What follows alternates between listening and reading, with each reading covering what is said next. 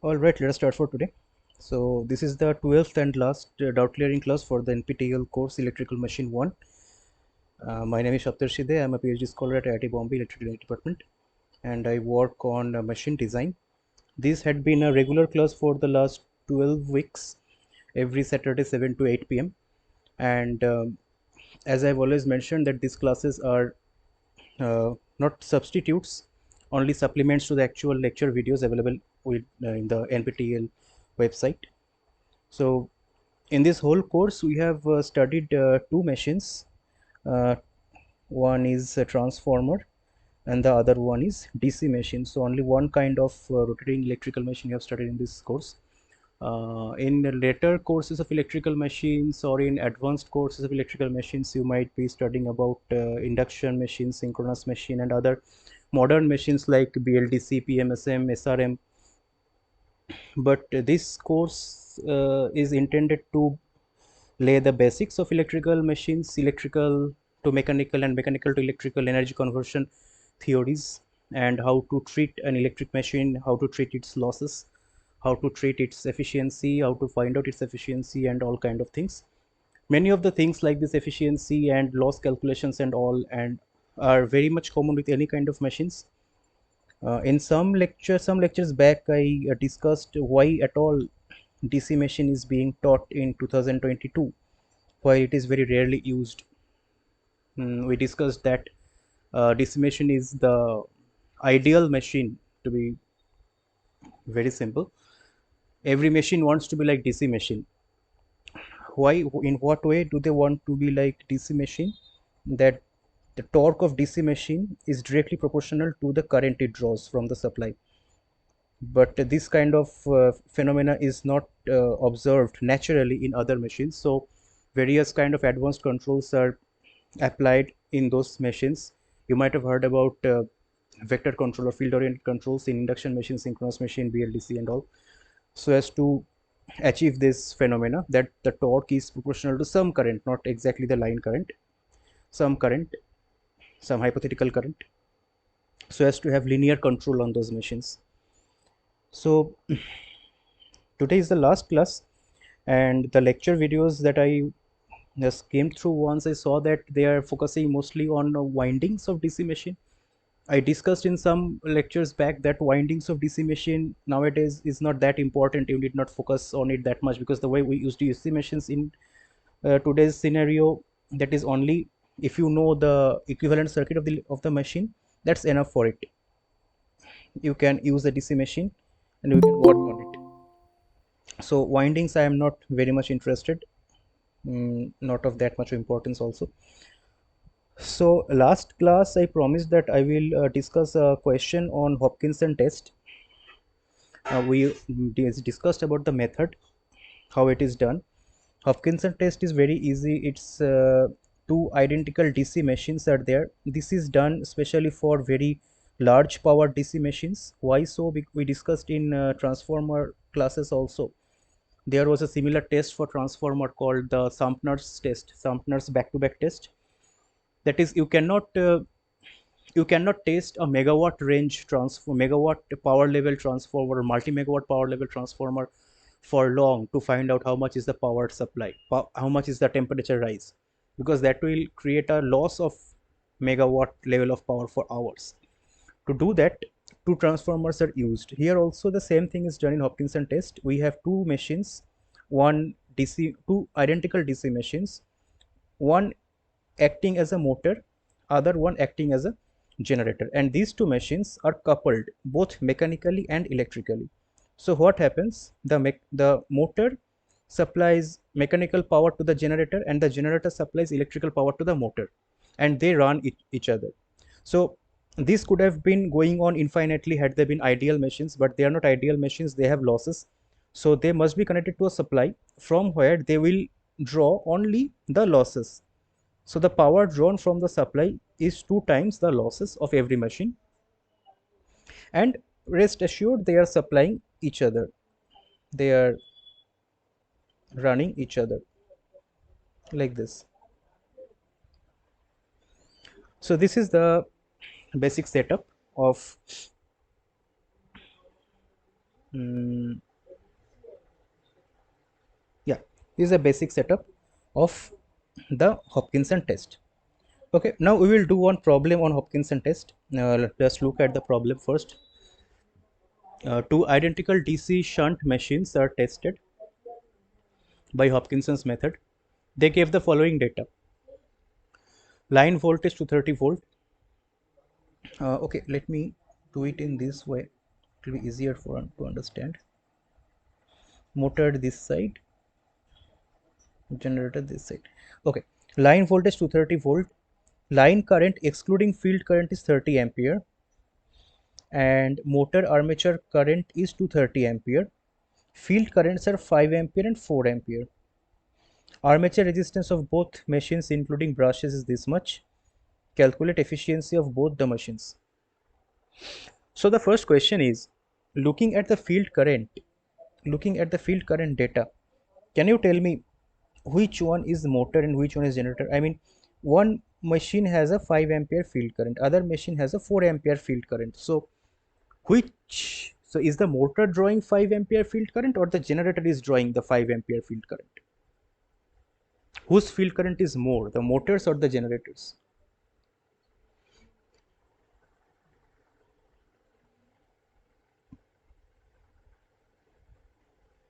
We discussed about it last day, that they are electrically coupled.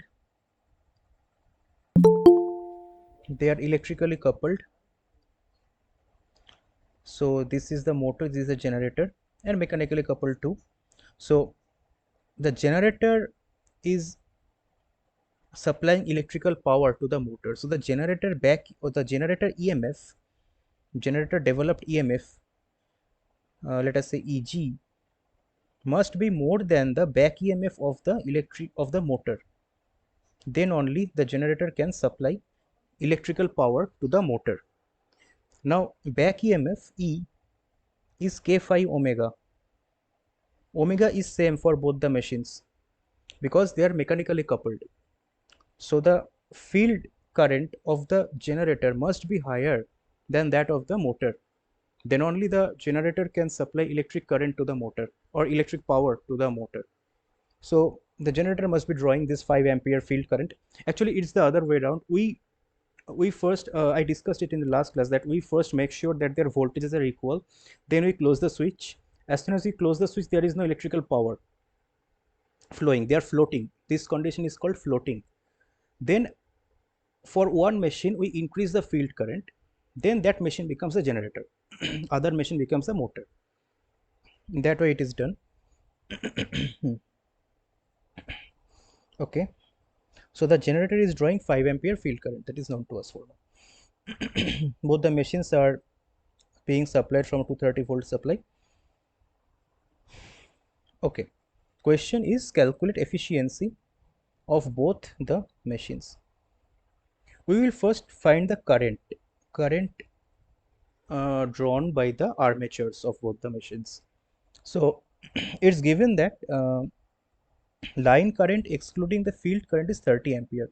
So the current flowing through this branch is 30 ampere, whereas the motor is drawing 230 ampere of current.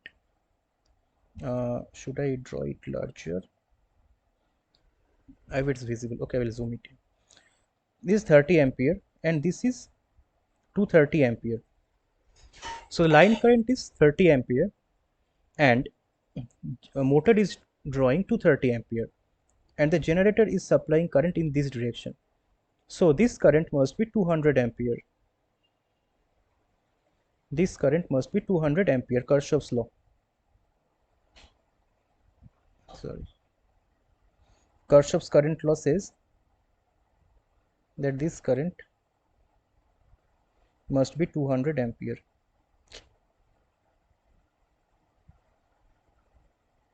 What is happening? 200 ampere. So it was said that excluding field current. So actually I should have drawn it in this fashion. this is connected here, this is connected here. Okay, so the generator armature current is 200 ampere. Now you see one thing, we said that these two machines are identical machines, then only we can do Hopkinson test, but their operating points are not exactly equal. Since the operating points are not exactly equal, efficiency will also not be equal. You remember this thing, this is true for any electrical machine, this is true for any electrical machine. You cannot say that efficiency of this machine is this much of percent, you cannot say the efficiency of a machine is 80%, you cannot say like that, because efficiency varies with loading condition, at which operating point the machine is operating. Based on that, efficiency keeps on varying. Say if I write efficiency as a function of loading, percentage loading, then most of the cases it varies like this. At certain load which is less than the 100% load, efficiency is maximum, then it drops. Okay, since the machines are operating at separate operating points, their efficiencies will be different. That's why you have to find out the efficiency of both the machines separately, right? Okay,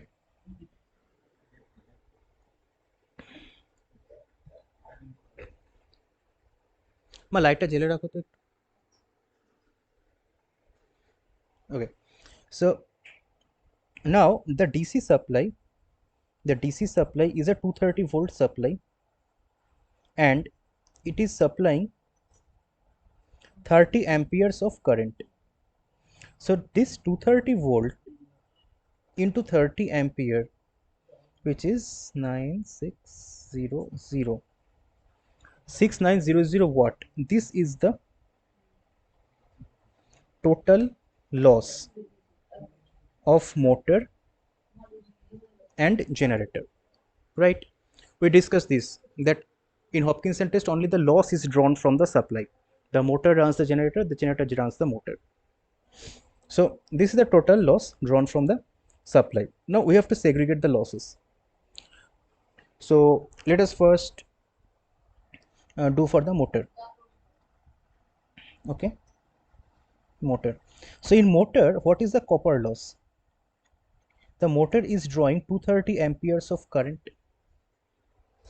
So 230 amperes squared the uh, resistance. See here, okay, we will come back to this.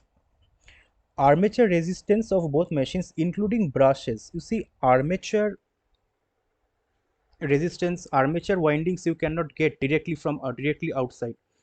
We discussed this at the very first lecture, first or second lecture of DC machine, that armature windings are connected to the brushes, then there are commutators. From the commutator we get the am I correct? No, sorry, armature windings are connected to the commutators, then on the commutator there are brushes, from the brushes we get the connection outside. So not only that, in our armature reaction classes we saw that there are interpolar windings, compensating windings, and all those windings which are put to compensate for armature reaction, they are also in series with the armature. So all these things, armatures itself, those compensating winding, interpolar winding, brush resistance, um, what is that called, commutator resistance, contact resistance, everything comes together as the armature circuit resistance. You might see this term sometime as armature circuit resistance. Means all these things put in series, because when we are finding out the resistance from outside, either by putting a very small DC voltage or using a multimeter, we cannot distinguish this whole series resistance we get as a whole. So this is sometimes called armature circuit resistance. So that is given as 0.025 ohm. So the copper loss in the motor, we will write is PCU motor M here, is 230 square times 0.025. This much watt copper loss is happening in the motor. it is 1322.5 watt. 1322.5 watt. So that is the copper loss in the motor. Now similarly, the copper loss in the generator is supplying 200 ampere of current, we saw there in the circuit. So it will be less than the motor. 200 square times 0.025, which comes out to be 200 square times 0.025, 1000. 1000, yeah, 1000 watt. Now the total for any machine, electrical machine, the total losses, sorry, okay, let us forget electrical machine, that will be too generalized. For DC machine, the total losses, that is, one here is the copper loss, other where is the mechanical loss. Core loss is included in this mechanical loss. The way we calculate, core loss gets included in this mechanical loss. So copper loss we have found out, they are separate for these machines. Now what is mechanical loss and core loss? I mean, let us say the whole mechanical loss. Now see, this mechanical loss, this is proportional to the speed. You might remember in one class I wrote this equation. Okay, these are rough. In one class I wrote this equation. That's the torque, electromagnetic torque is J d omega dt plus b omega plus load torque. At steady state, this is equal to b omega plus TL, load torque. So this is responsible for the mechanical loss, b omega, right? Now you see, copper losses are different in these two machines. That is because they are carrying separate amounts of current, different amounts of current. One is carrying 230 ampere, other one is carrying 200 ampere, but their speed are same, so out of the total loss, see, we had 6900 of total loss. Out of it, 1322.5 is the motor copper loss, 1000 is the generator copper loss. So from the total loss, if I subtract the copper loss, I am left with the mechanical loss of both the machines, and I have just discussed that mechanical loss of both the machines are same. So I can say that mechanical loss for every machine, I am writing MC, okay, not the motor. Is this any doubt here?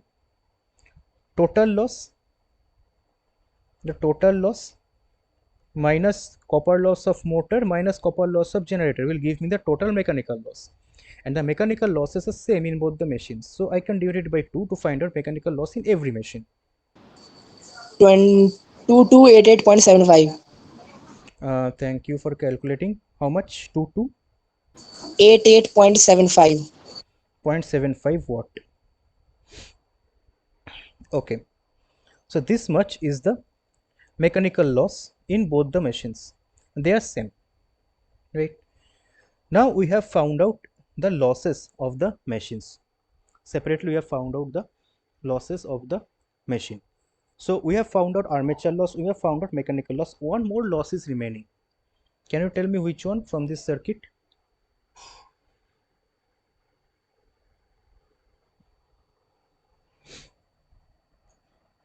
Field resistance loss. The field winding is also carrying some current. So if I find out the field loss of the motor is 230 volt times voltage times current, we have the field current given in the question, and we know that motor is drawing 4 ampere of field current. So 230 times 4, 920, is it? This much is the field winding loss of the motor, and the field winding loss of the generator is 230 times 5, this much. Now we have the total loss of both the motor and the generator. Okay, now we have to find out the output. We have actually, what is our objective? Our objective is to find out the efficiency of both the machines. So to find out efficiency, we have to know the loss. We know the loss. Now we have to find out the output. How to find out the output? Look at the circuit once again.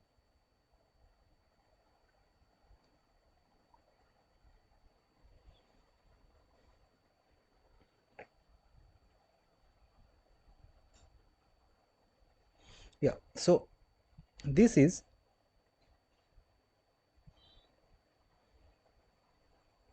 230-volt supply, and the generator is supplying 200 ampere at 230-volt. So clearly the electrical energy output, so P output of the generator is 230-volt times 200. It should be 46000. this much of watt, and we have to find out the mechanical energy output of the motor. How to do that? Let me check once.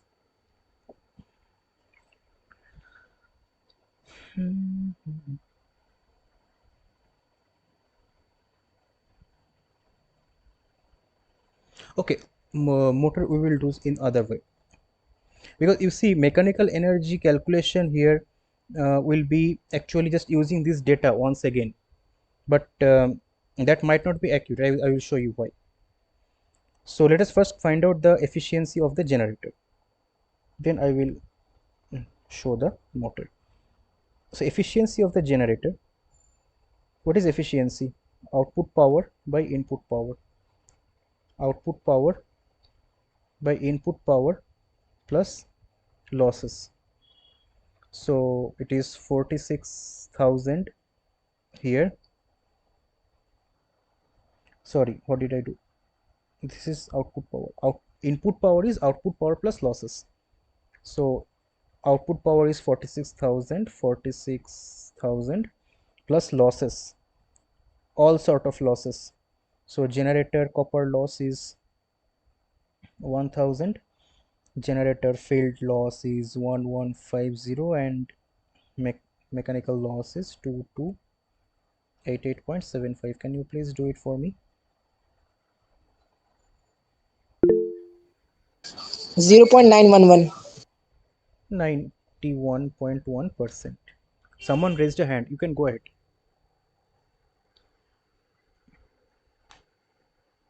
Not raised a hand. Someone sent a message. Yes. I don't know. Okay. All right. Now, okay. What I was saying is, just a second. I got confused here.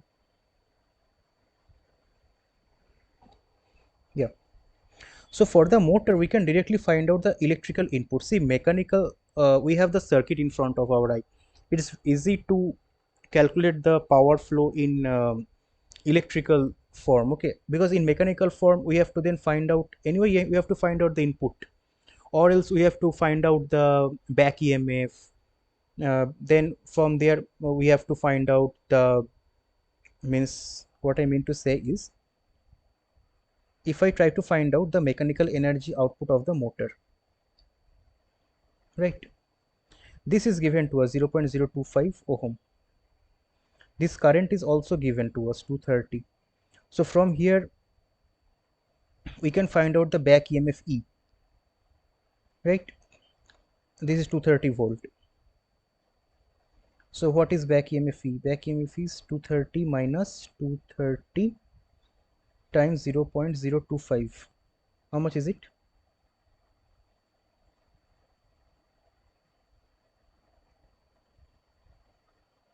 Two thirty minus 230 times 0.025.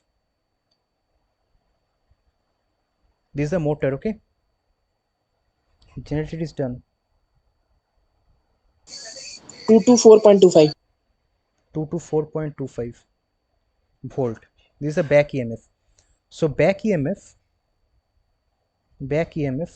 times current 224.25 times 230, that is the energy absorbed by the armature, mechanical energy. How much is it? 51577.5. Ampere. Now from here we have to subtract the mechanical loss of the motor. What is the mechanical loss of the motor? 2288.75. 2288.75. So how much is it? 49288.75. Okay, so this much is the power output of the motor. Any doubt in it? Mechanical power output of the motor. Any doubt? Okay, so we can find out the motor efficiency like this. Actually, the book from where I took the question, they have done it some other way, but I saw that okay, this will not be very difficult also. Uh, this can also be done. So this is power output by power input. Same way we can do. The power output is 49288.75 and power input is output plus losses. So 49288.75 plus copper loss. Where is the copper loss motor? 1322.5. 1322.5 plus mechanical loss is 2288.75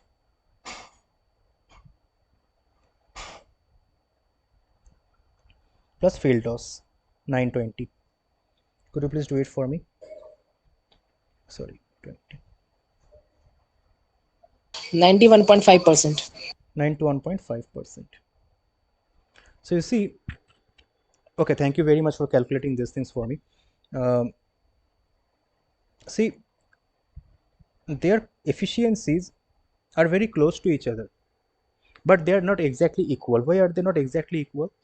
They are not exactly equal because of their different operating points. They are operating at separate points. The motor is drawing 230 ampere of current. The generator, forget drawing, the motor armature current is 230 ampere. The generator armature current is 200 ampere. So their currents are different. Not only that, okay, let me discuss this thing separately. This will be a good discussion actually. So even if the machines are identical and they are electrically and mechanically coupled, they are not having the same efficiency. So question is, why efficiency of motor is not equal to efficiency of generator, although they are electrically and mechanically coupled? One word answer is their operating points are different. If we want to explain it well, so what is the explanation? This is the generator, okay, this is the motor. Forget the field, this is the supply. See, how would the current flow? The generator will supply something, right? Generator, motor. Generator supplies something. That is the nature of generator. Supplies electrical power. Since this is the voltage polarity, the current must be going in this direction to supply power. The field is the DC supply is also supplying the losses. So some current I generator and I source, they are getting added up to give you the I motor. So the I motor is equal to the generator current plus source current. So the motor current is always more than the generator current, right? The motor current is always more than the generator current. So the copper loss in the motor is more than that in the generator. That is the first thing. But you might be thinking that in that case, why at all we are getting more efficiency in the motor? Because there are another factor. What is the other factor? Other factor is the field flux. The field flux. See, we discussed this, that the field current of the motor is less than the field current of the generator. Then only the generator can supply electrical power to the motor.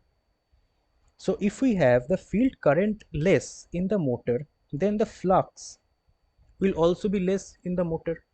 And we discussed this in our transformer core loss discussion, which holds good in every machine, that the loss, core loss, that is proportional to B raised to something, frequency raised to something, right? In this case, these two machines, see, in transformer you had some supply voltage of certain frequency that defined the frequency. In case of machine, the supply is fixed. You might be thinking that where from is the frequency coming, but that is not the case. The machine is rotating. If the machine is rotating fast, then the magnetic circuit of the machine is also seeing a faster changing magnetic field. Is it clear? You can take time. The frequency of flux inside the DC machine or inside the magnetic circuit of the DC machine is defined by the, or is dictated by the speed of the machine. If the machine is rotating fast, then the magnetic circuit is saying a faster changing magnetic field in it. Now, since these machines are mechanically coupled, F is same, but B is different. B is different. So that is why their efficiencies are again different. But the question is, both this discussion suggests that the machine efficiency, motor efficiency should be less. Less? No, the copper loss of the motor was more, but the core loss of the motor is less. So maybe what happened at this point of operation, the core loss exceeded, or the core loss dominated the copper loss. So overall efficiency of the motor was more than the generator. It might happen at say at higher speed, means at lower load, the reverse might also happen. There the copper loss will not dominate.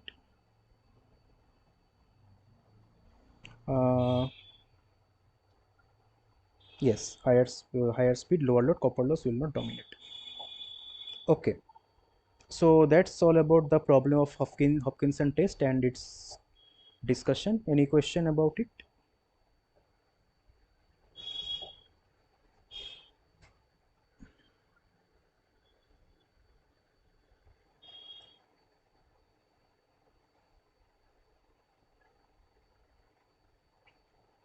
No question? No, sir. This is the last class. Okay, so if you have some other question about other topics of this course, obviously you can ask. I will try to answer them.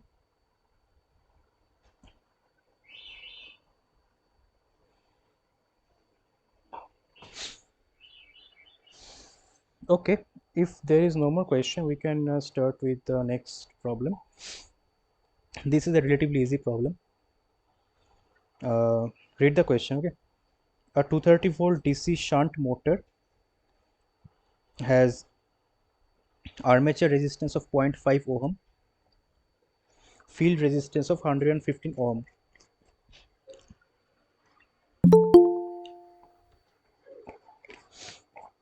It takes 4.5 ampere current at no load. At full load, the motor takes 20 ampere current from the supply. Okay. Estimate the full load output. Estimate the full load efficiency. estimate the speed regulation in percentage of no load speed. Actually, the questions we have done till today, the discussions that we have done till today, this question should be solved by you people. Not a difficult question at all. Okay, so 230 volt DC shunt machine. Let me draw the circuit.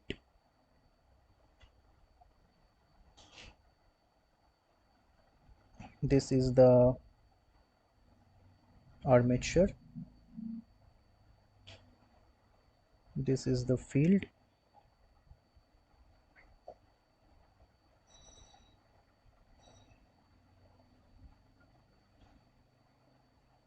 (230 volt). Okay. Armature. Let me write E.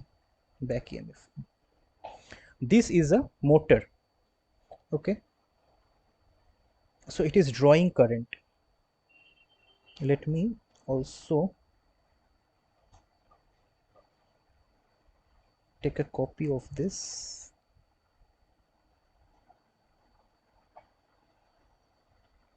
How to copy this? Okay, I will draw once again. So at no load, it takes 4.5 ampere current. Okay, we have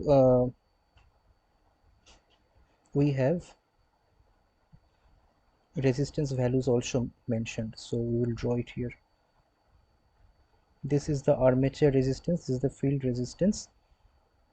So the field resistance is 115 ohm and the armature resistance is 0.5 ohm. We discussed this, why armature resistance in DC shunt machine is so large. So it is drawing 4.5 ampere of current from the supply at no load. Okay, no load. 4.5 ampere of current. Now we know that at steady state the average voltage drop across an inductor is 0. So this voltage we can at steady, we are talking about steady state, obviously not transients of machines. So this voltage is 0. So this whole 230 volt in this field circuit is dropping across this resistance 115 ohm. The field resistance 115 ohm. So the current flowing through this is 230 by 115 ohm, that is 0.5 ohm, sorry, 0.5 ampere. Is it clear?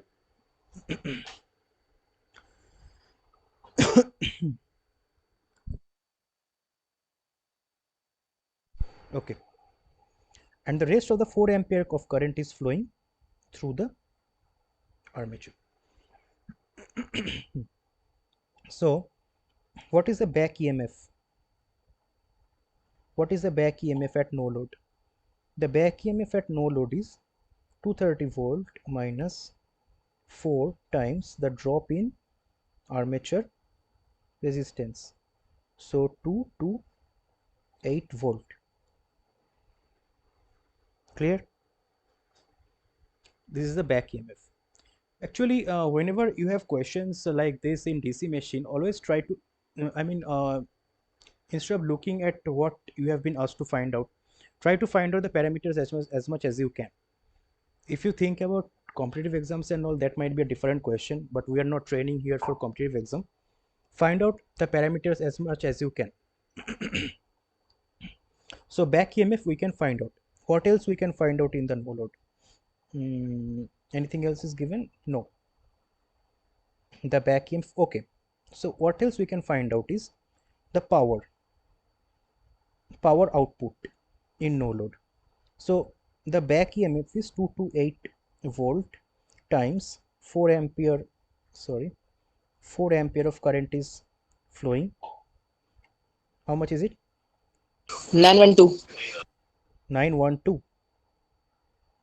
Yes, sir. 912 watt. So is it clear to everyone that when we are multiplying back EMF with armature current, we are getting the output power? Why is it so? If you look at the polarity of back EMF and the direction of current, you will understand. For any electrical equipment, any electrical circuit component. If you have a voltage polarity like this and the current is flowing in this direction, then the power is being absorbed by this element. We could have make it more generalized that if you have assumed positive direction of voltage and currents like this, then the power is positive, then the power is absorbed. It might also happen that finally you get a negative value of power, that means the power is being delivered.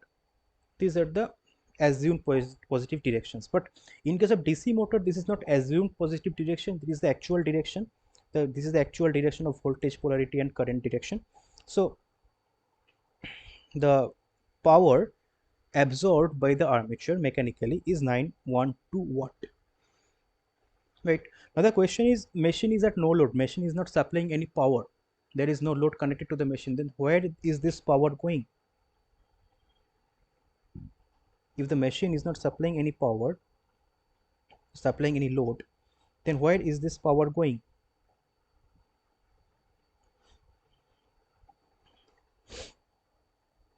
Think about it. I will draw the other circuit. Think about it and tell me the answer.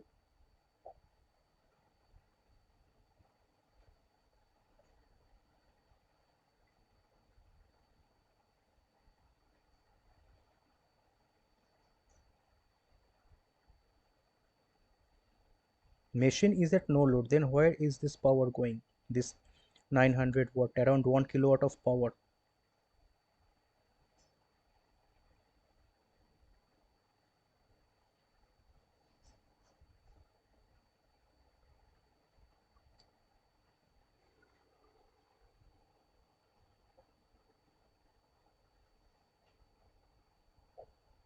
See, even if the machine is at no load, there are some mechanical losses. There are core losses also. This power is supplying those losses, mechanical loss and core loss. Mechanical loss means there is friction loss in the bearing, there is windage loss, and core loss, they are all included here. Okay, that is where this power is going. Okay, now we will be looking at full load condition. Full load. At full load, the machine is drawing 20 ampere of current. 20 ampere of current. See, the supply voltage is still the same, so the field current, sorry, the supply voltage is still the same, so the field current will not change. The field current is then still, hey, did I do a mistake?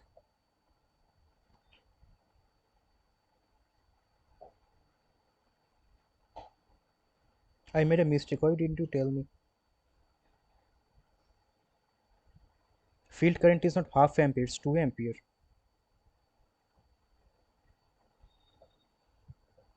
230 by 115 is 2 ampere.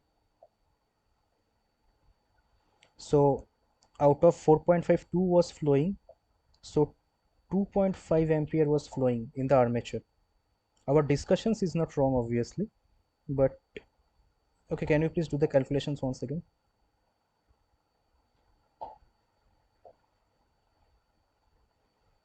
230 minus 1 point, 287.5. how much? 287.5. 287.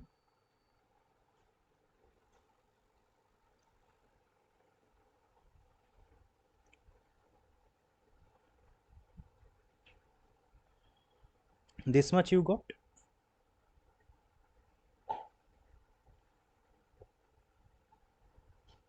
See if you have done any mistake. If you have any doubt, tell me. Sorry, sir. Sorry.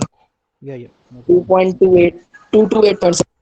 Yes, and that multiplied by the armature current 2.5 ampere is giving us 571.875 watt. Okay. Now at full load also, that 2 ampere current is still flowing in the field. So the rest of 18 ampere of current is flowing in the armature. Okay, 18 ampere of current is flowing in the armature. So once again we can find out the back EMF EB. Back EMF, 2070. just a minute, let me write down the steps. I will then.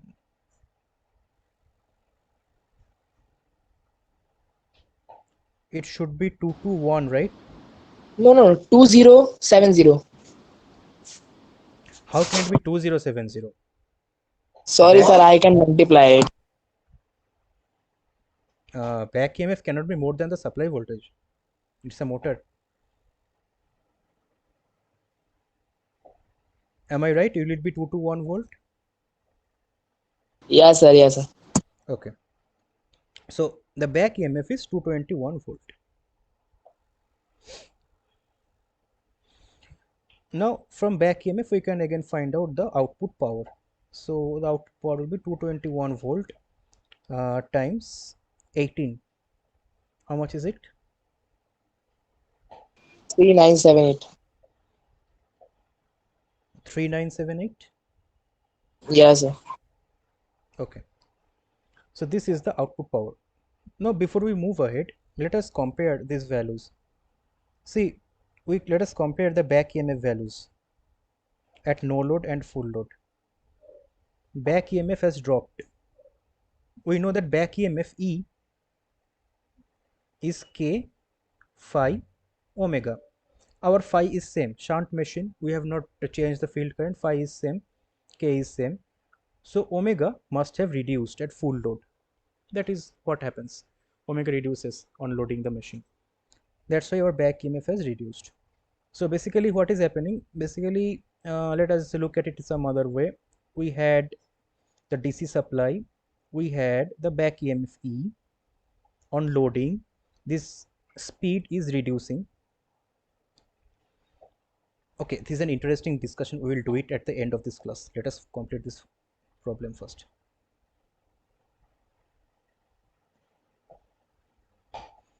Okay, we will do this at the end of the class.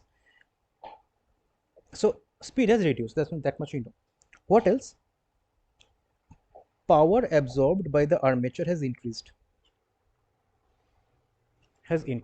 Obviously, because the machine is now supplying mechanical load. Now the thing is, this much was the no load mechanical loss. This was our no load mechanical loss, and this is proportional to the speed. No, loss is proportional to the speed squared, right? We saw there that the B omega was the torque due to friction. So if you want to know the power loss due to friction, you have to multiply it with speed. So no load loss is proportional to omega squared. But DC shunt machine or separately excited machines, these are, you know, more or less, if you draw the speed versus torque curve, these are more or less constant speed machines, like induction machine, more or less constant speed machine. The speed from no load to full load does not drop much. We will see in this problem how much it drops. Okay, so this no load loss we can assume to be more or less constant throughout the operating range of the machine. So this was the power absorbed by the armature, and the losses are still happening.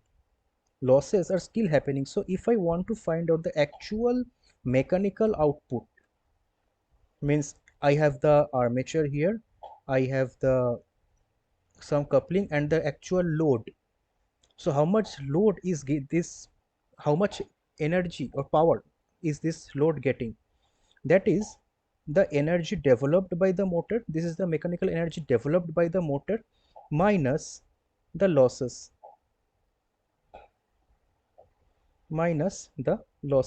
How much is it?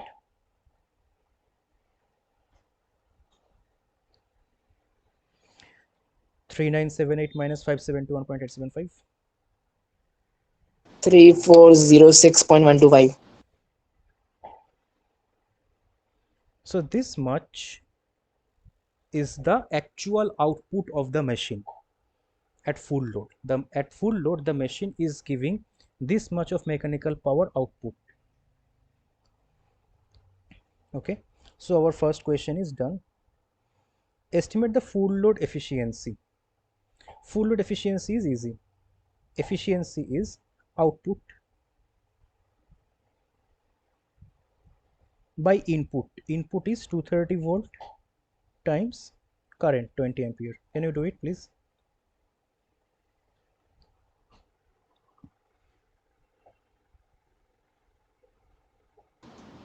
Zero 0.74.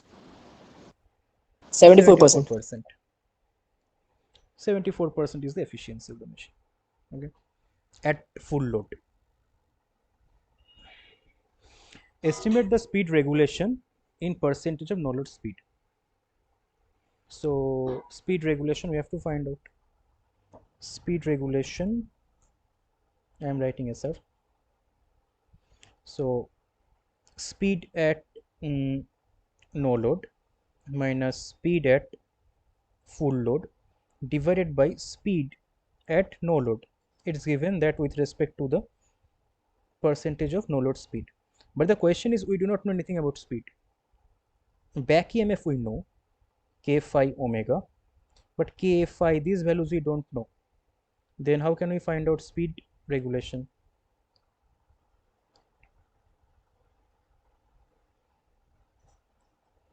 See, this omega is equal to back EMF by k phi, and k phi is constant throughout. K phi is constant, so basically this is nothing but back EMF at no load by k phi minus back EMF at full load by k phi divided by back EMF at no load by k phi. So what we get is back EMF at no load minus back EMF at full load by back EMF at no load. Just the back EMF we can, since this is just a ratio, say if the question had asked you how much the speed drops, then we cannot, then we have to find out the actual speeds, but regulation is a ratio, so just we can do this with the back EMF itself. So how much is it coming? Back EMF at no load was 228.75. 228.75 minus back EMF at full load was 221 volt by 228.75. Can you please do it?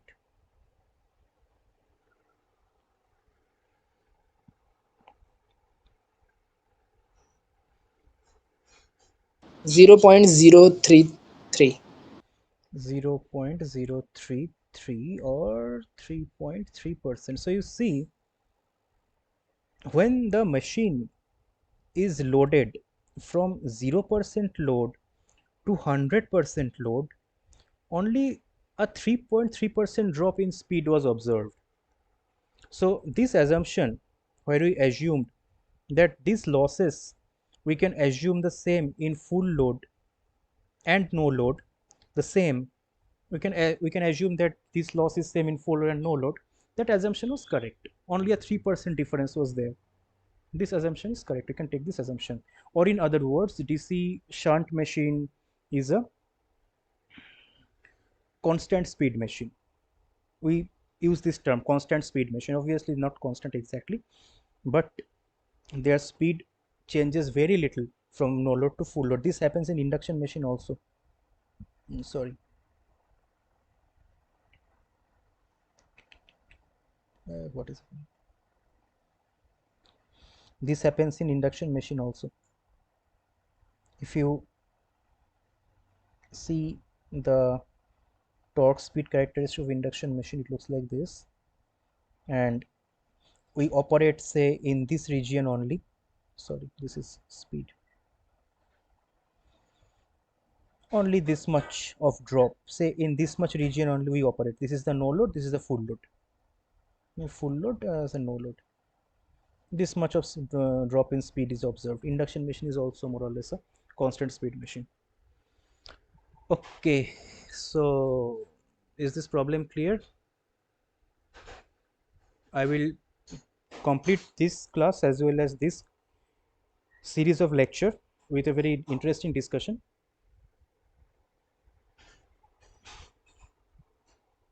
But before that, I want to take questions from you if you have any doubt.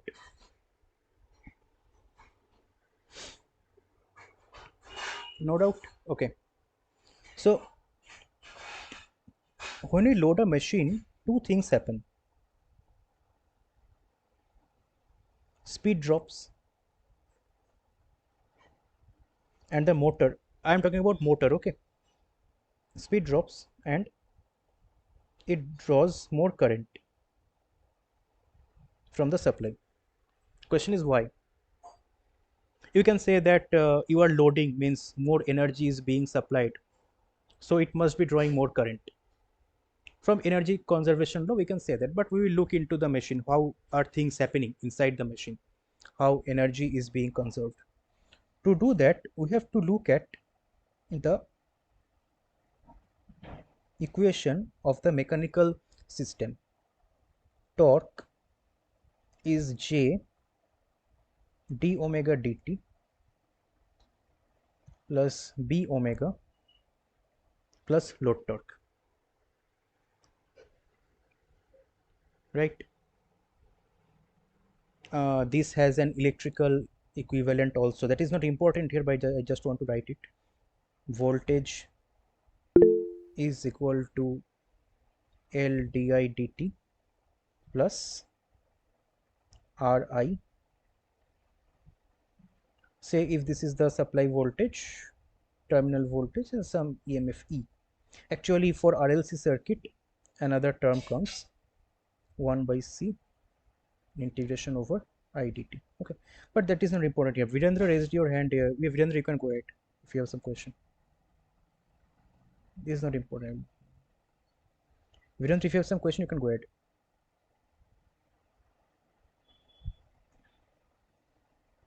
You raised your hand. Was it mistaken? Was it a mistake?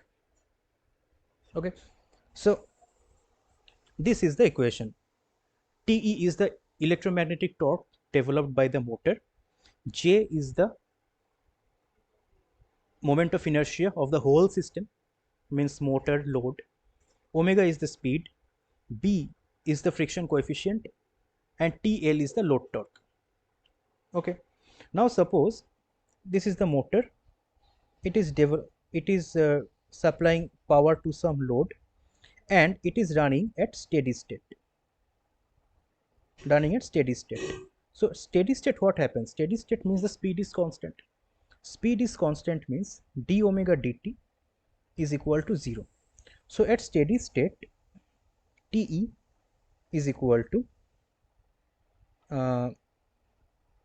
say J d omega dt plus b omega plus TL. Okay, this blue term is 0 at steady state. Now you apply some mechanical load. There was some load, say some light load, suddenly apply some more load on it. So what did you do? You increased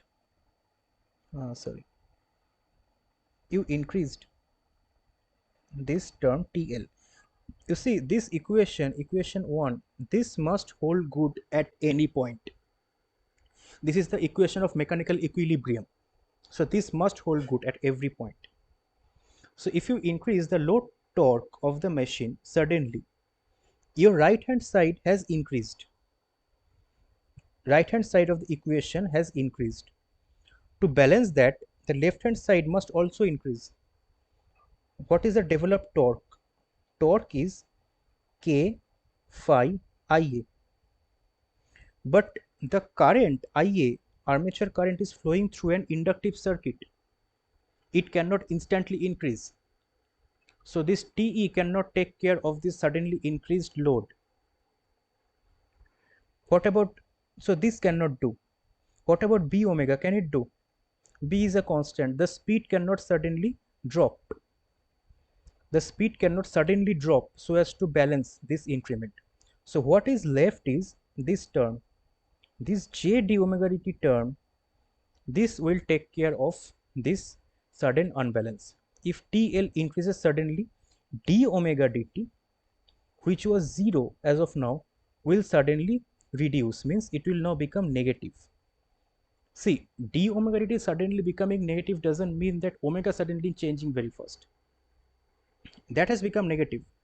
Now omega is changing slowly. Why? Because there is mechanical inertia. It cannot change very fast.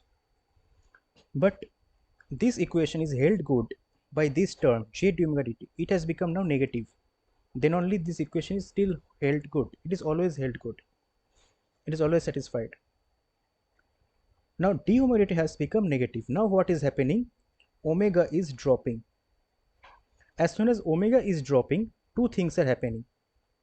Omega is dropping means back EMF E k phi omega, that is also dropping. Back EMF E is dropping. What does it mean? This was the current flowing from the supply to the machine. The current is V minus E by R. E is dropping means current is increasing. So basically, back EMF dropping means the motor is now drawing more and more current from the supply. This is why when you load a motor or DC motor in this case, the speed drops and the machine draws more current from the supply. This is what happens inside the machine. This is the transient. If you can write a small program in MATLAB and solve these differential equations in discrete fashion, you can see how the dynamics looks like, how the current changes, how the speed changes and all. But this course is not concerned about machine transients, so I just wanted to give you an idea what happens inside it. Okay, any question about this thing or anything about the course?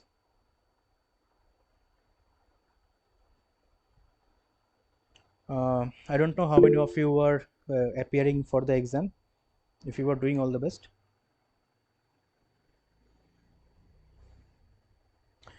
All right, then we will stop this class for today. Thank you for joining and thank you for the excellent